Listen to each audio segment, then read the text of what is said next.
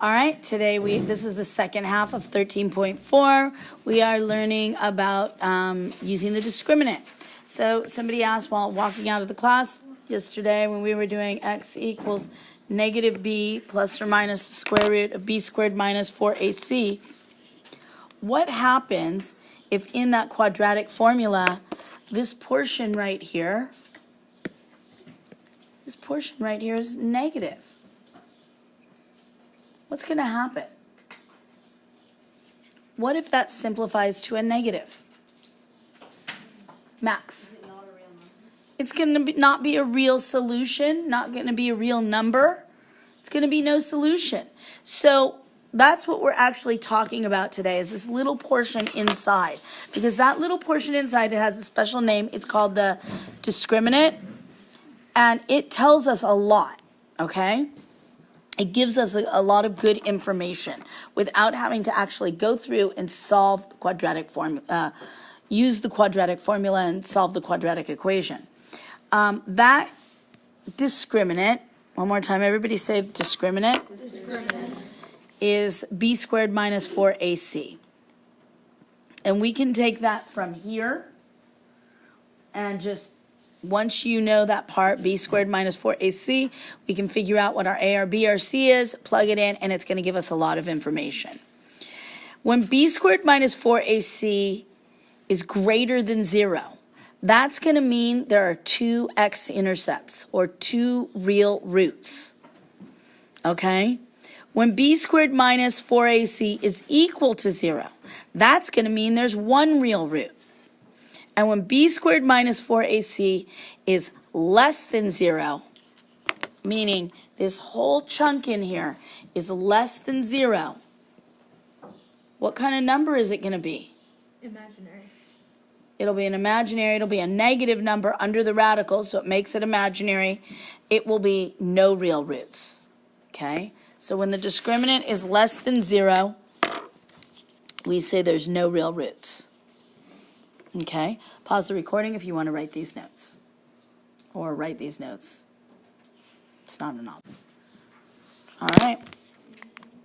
Yes, somebody else?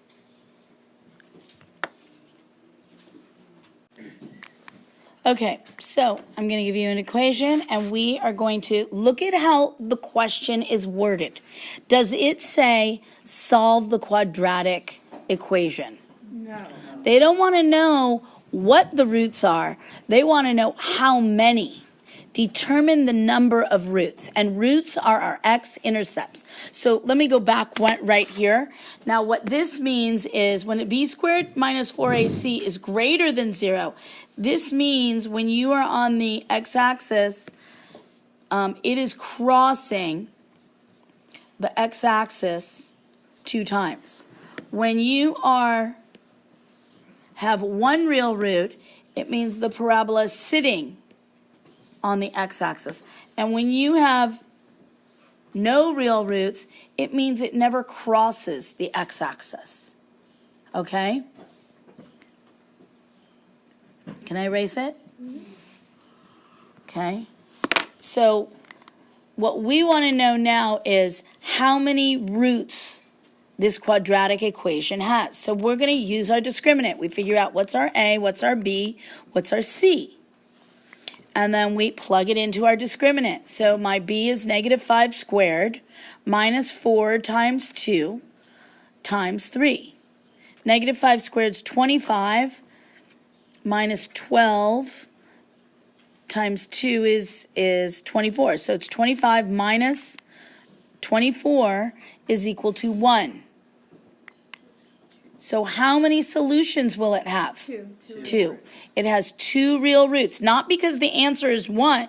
Well, it is because I don't want you to think it has 1 real root because the answer is 1. It has 2 real roots because the answer is greater than 0. Do you understand that? 2 real solutions.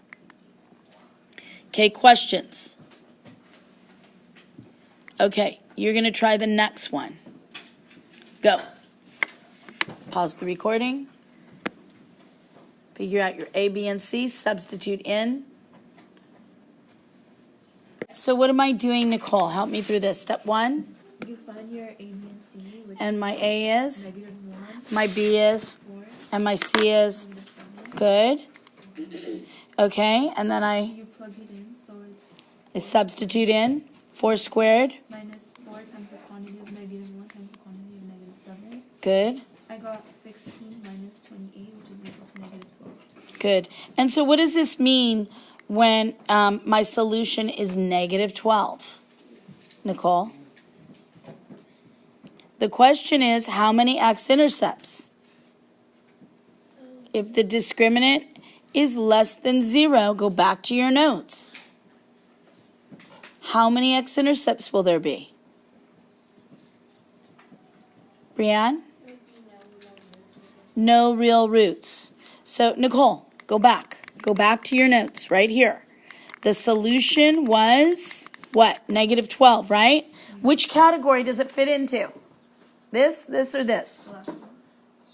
Right, because if it's less than 0, so this discriminant is -12, then there's no real roots. So what that's meaning is really that wherever it's crossing, it's floating. It's never touching the x-axis. Not the y-axis, the x-axis. It can touch the y-axis. Okay, so we've seen determine the number of x-intercepts for the quadratic equation. Let's do the next one. Go.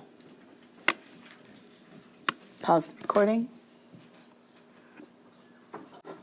Let's check our work. My A is 1, my B is -6, my C is 9. When we substitute in, we get 36 minus 36. How many solutions do we have? One. That means it's only touching. Now, I want to show you what this looks like. Okay, so really, let's look at this in different ways. What this means is that this is just sitting,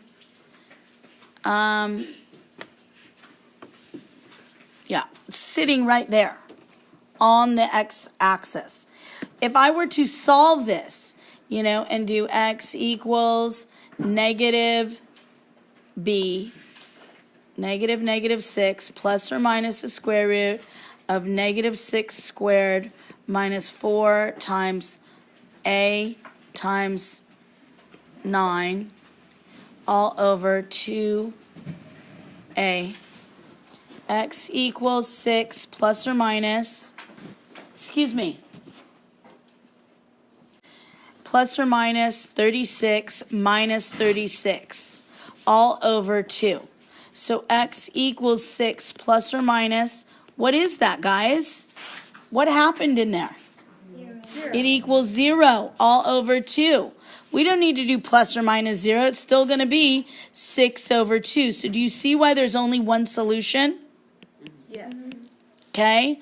Again, it's just resting. The vertex is resting on the x-axis. Okay, questions?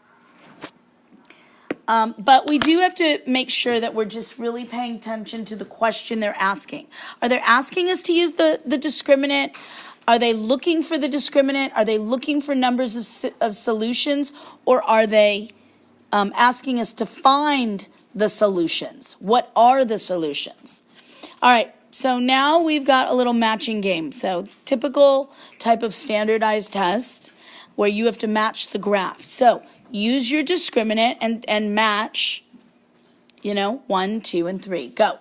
Pause the recording. So if we're using b squared minus 4ac and I substitute in, what did it simplify to?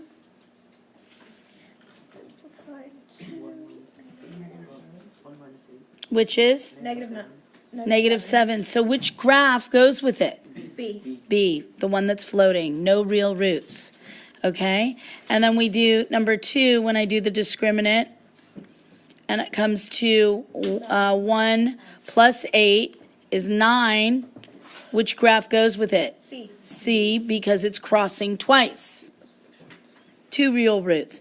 And 3, if you've got, when we simplify it, it's 0. The one that is resting the vertex on the x-axis is A. Okay? Questions? All right. Tell whether the vertex lies above, below, or on the x-axis. Another way to use the discriminant. First of all, which way does the first one open? Up or down? How do you know that? The lead coefficient is positive. Perfect. I loved your language, Julia. So because the 3, our A, our lead coefficient is positive, it's going to open up. And then we do our discriminant. Okay, B squared minus 4AC. What's my B? Negative 2 squared minus 4 times 3 times 4. So that's 4 minus 48. It's negative 44. Okay, how many roots does it have?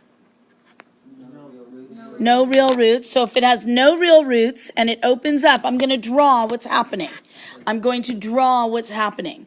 It has no real roots, meaning it doesn't cross the x-axis, and it opens up.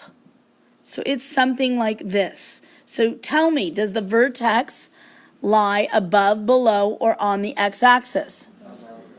Does that make sense? You have to make sense of the information you have. All right, pause the recording and try the last problem on your own. All right, now let's check our work. Which way does it open? It opens down. It opens down. Thank you, Nicole. And why is it all of a sudden? Oh, probably because I'm doing that. Oh, I know. There we go. Okay. How many roots, when you did the discriminant, how many roots did you have? 2 real roots. So where does my vertex lie? Above, on, or below? It has 2 real roots. So you're telling me it opens down. Because it's 25 plus 4 is 29, right? 25 plus 4 is 29, right? So it has 2 roots. And it opens down. What does it mean to have 2 roots? So you're saying, what'd you say? So like that? Does that show 2 roots? So where does the vertex lie? Above. It has to lie above so that it crosses 2 times. Do you understand? All right, that is our lesson on the discriminant. Hold on, let me just put up the actual. All right. That's it. We're out.